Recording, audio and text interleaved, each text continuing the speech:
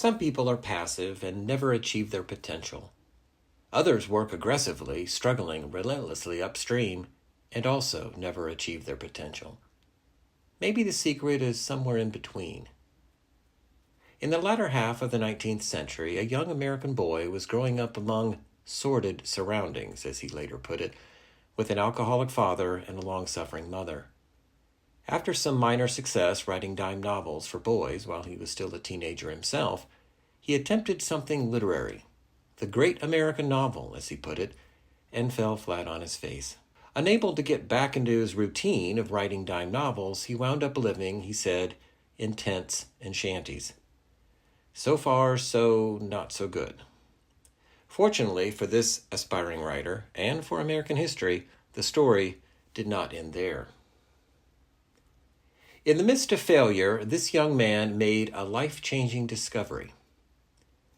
My nightmare experience had to continue until I discovered the socialist movement, he recalled a few years later, until I had learned to identify my own struggle for life with the struggle for life of humanity. Things were looking up for Upton Sinclair. In 1904, Fred Warren, the editor of a socialist newspaper, The Appeal to Reason, commissioned Sinclair to write a novel to be serialized in his publication. As scholar William Bloodworth explains, Sinclair's 1904 novel, Manassas, led Warren to challenge Sinclair to write a novel treating the wage slaves of industry in a manner similar to the treatment of chattel slaves in Manassas. Now Sinclair was in his element. He was passionate about exposing the sordid world of working-class laborers in Chicago, a world parallel to the sordid surroundings and poverty he had experienced as a child and a young adult, and perhaps even more passionate about promoting socialism to America. Sinclair's twin passions carried him forward like a river current. He wrote frantically for about 3 months, scholar William Crunden explains. The resulting novel, called The Jungle, was the result not only of fervid writing, but also of laborious research. Sinclair's specific subject was the life of the men, women, and children of Packingtown, the center of the meatpacking industry on the south side of Chicago in the late 1800s and early 1900s, and he went to great lengths to capture the truth of both their working and their living conditions, which were indeed sordid, and grueling, and mind-numbing, and soul and body-killing. I went out there and lived among the people for 7 weeks. I, being a socialist, they took me in and told me all they knew, Sinclair recalled. I would sit in their homes at night and talk with them, and then in the daytime they would lay off their work and take me around and show me whatever I wished to see. Sinclair was writing what I call investigative fiction, a genre only as good as its factual basis, since it was designed to expose reality, albeit with invented or adapted characters and plots. He explained, I studied every detail of their lives and took notes enough to fill a volume. I talked, not merely with working men and their families, but with bosses and superintendents, with night watchmen and saloon keepers and policemen, with doctors and lawyers and merchants, with politicians and clergymen and settlement workers. I spared no pains to get every detail exact, and I know that in this respect the jungle will stand the severest test. It is as authoritative as if it were a statistical compilation. This was no idle boast. Research by others verified much of what Sinclair reported.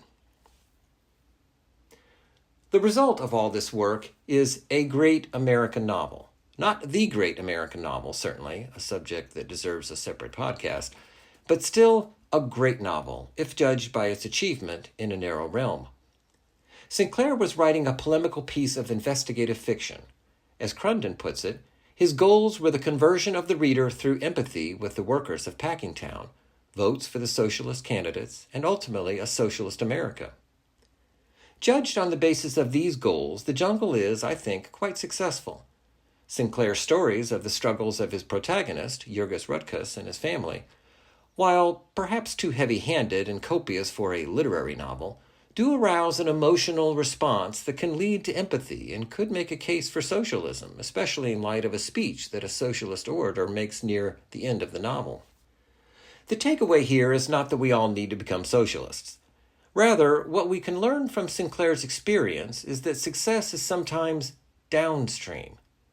If you feel you're always swimming against the current, and not so surprisingly making little progress, you might want to consider changing direction.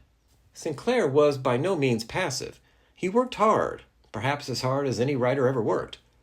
He wrote, "I do not think that we have any book in American literature, with the possible exception of Uncle Tom's Cabin, into the making of which more human anguish has entered." For one thing, unlike many writers, he wrote not merely from his imagination, although this approach is hard enough, but went out there and did his homework, spending all that time doing his research to get his story right. Instead of continuing to try to follow in the footsteps of his literary heroes, such as Percy Bysshe Shelley, and write high literature, he followed the current of his life, drawing on his own experience and the beacon of an idea that inspired him. Too often we look at highly successful people and assume they have something we lack: inherent genius, mysterious inspiration, rock-solid discipline. But maybe their secret is simply being open to the currents flowing around them. It's easier to swim downstream than to fight the current. What inspires you? Where do your experiences and the world's needs coincide? If you can answer these questions and respond with your passion and hard work, as Upton Sinclair did, you stand a far greater chance of success than you do fighting the current. In this way, you are likely to find your own success downstream.